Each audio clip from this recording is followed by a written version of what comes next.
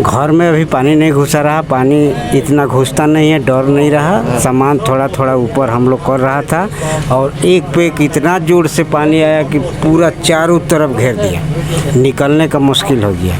ये नाव का सहारा हम लोग सब संपत्ति छोड़ करके ऊपर में जान लेकर गया। हम तो सिर्फ एक कच्छा पहन कर गया।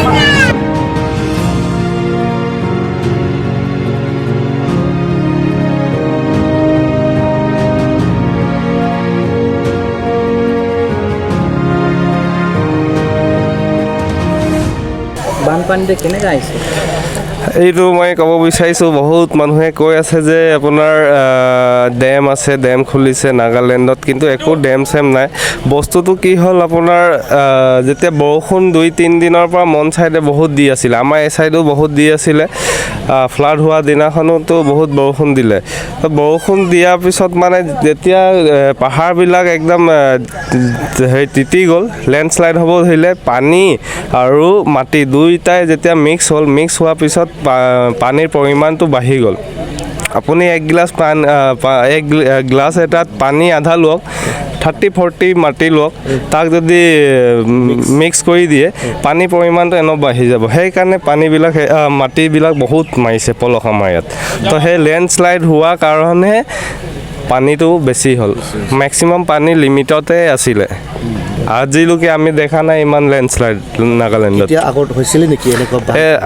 জন্ম মোৰ ইয়াতে, আজিলৈকে এনেকুৱা হোৱা নাই।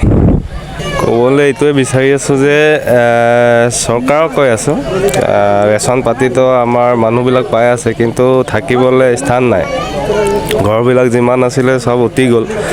তেওঁ এইটোৱে ক'ব বিচাৰিছোঁ যে অতি সোনকালে তেওঁ এই ব্যৱস্থাটো কৰি দিয়ক, যাতে মানুহবিলাক নিজৰ ঘৰত উভতি আহে। আৰু এইটো আপোনাৰ ৰাতিপুৱা 3টাৰ পৰা পানীটো বাঢ়ি আছিল অলপকৈ, তাৰপিছত ধৰি লওক 10টাৰ পৰা অলপ স্পীড হৈ গ'ল।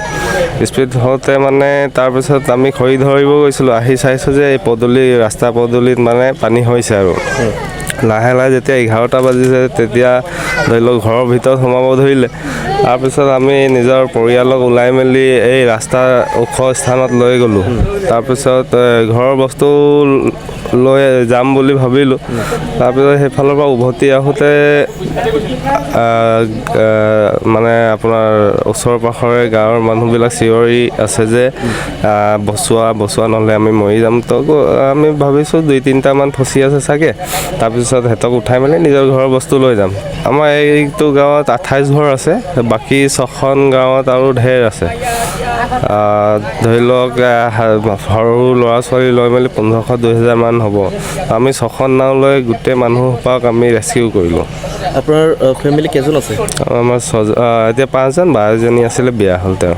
মানে আগৰ ভাবিলে হয় একদম শমশান নিচিনা হৈ গ'ল, যেনেকুৱা লাগি আছে। এতিয়াও আমি সপোনত আছোঁ, যিদিনাখন চব ভাল হ'ব সেইদিনাখন ভাবি ল'ম যে সপোনত আছিলোঁ, এতিয়া টোপনিটো আৰু হাৰ পাইছোঁ।